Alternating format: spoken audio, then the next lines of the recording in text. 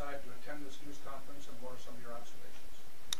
Well, ultimately, as mayor, I'm responsible for the Evansville Police Department, and because of the significance of this event that transpired, the investigation that was conducted, concern in the community about what the Evansville Police Department is going to do from here on out, I wanted to be here to attend and participate in the press conference.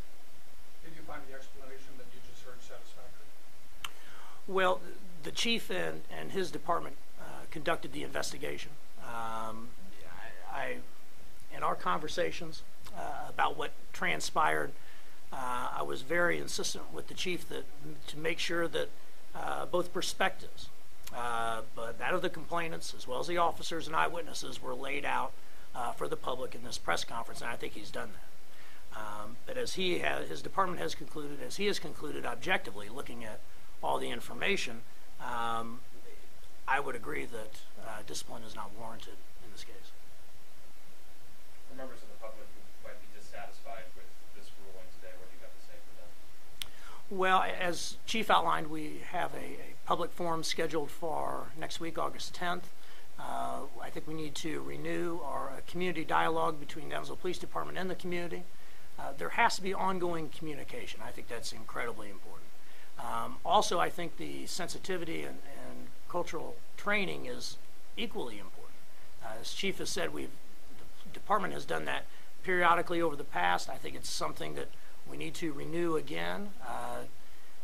It's always helpful to make sure that members of the Evansville Police Department, who are dealing with a wide variety of people and perspectives in the community, continue to have some updated training about those perspectives and how they may differ a little bit from the ones that they have and the ones that they grew up with. I think that is incredibly valuable to the Evansville Police Department and will be of great help to them as they continue to do their work. You guys are planning several of these forums? Just one at this point? We've got one scheduled right now at this point, but yes, we anticipate that there will be ongoing dialogue. When was the last time historically that you guys have done cultural diversity training for the department and community forums like this? I think it was just 2 years ago that we had culture diversity training that was part of our in-service training. 2 or 3 years ago, but I think it was just 2 years ago. Okay. And the community forums? Well, that's a new term, I guess, but we've been involved with community in many different levels. As I said, when we started the neighborhood associations, we are in constant communication with our neighborhoods, with our crime prevention officers and others in each of our sectors, where we have this ongoing dialogue with the people in the community to discuss what are your issues, what do you need us to address, how can we work together to solve problems in each of these areas. So that's kind of been an ongoing thing for us. We've done other things that to reach out to the Latino community, for instance, where we had Latino outreach program on a couple of different occasions to try to get them to understand what does the police department do, how do we operate, and make sure they understand that we're there to help them and we need them to report crimes that occur to them. We have our Citizens Academy that we offer for free twice a year for people to come in and see how the department works.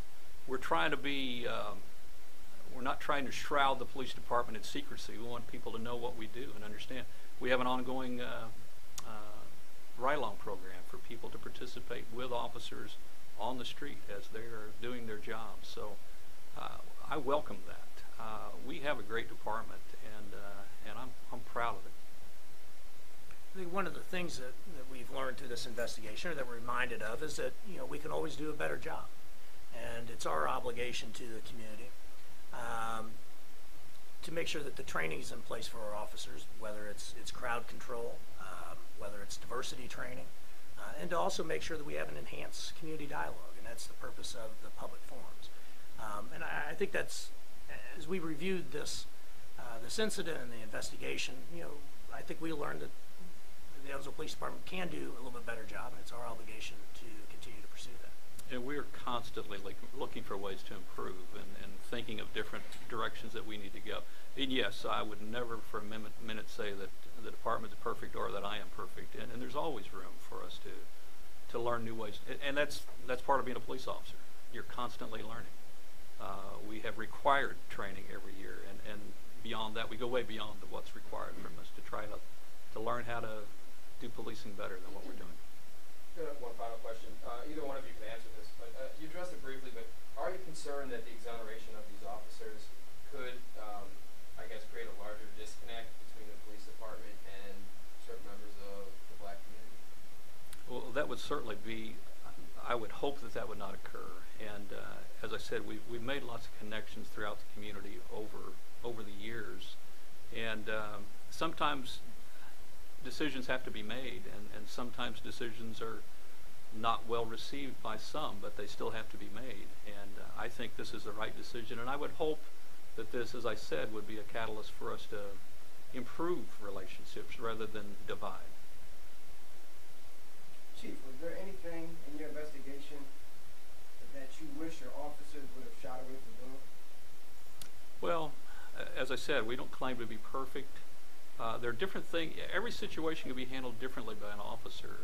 As I said in this case, the officers could have stood by and waited for additional backup, could have given the orders and waited for people to leave. But different crowds are different. If you've got a crowd that's just standing and not moving, that's different from a crowd that appears to be fighting and not moving. Sometimes that requires immediate action. And officers have to make those immediate decisions, and these officers made that decision. They used equipment that we approve for them to use. It's equipment that's designed for dispersal of crowds, and that's what they... Unfortunately, when you use that type of equipment, there are people that get the effects of it way beyond those that were involved in that first altercation. That's, again, part of the nature of that equipment. But... yeah, everything could have turned out differently, a different set of circumstances, but as I said, I can't fault the officers for two officers wading into a crowd where they are way overmanned, way outnumbered, to go ahead and try to resolve what they've been called to resolve. Well, thank you very much. Appreciate you coming.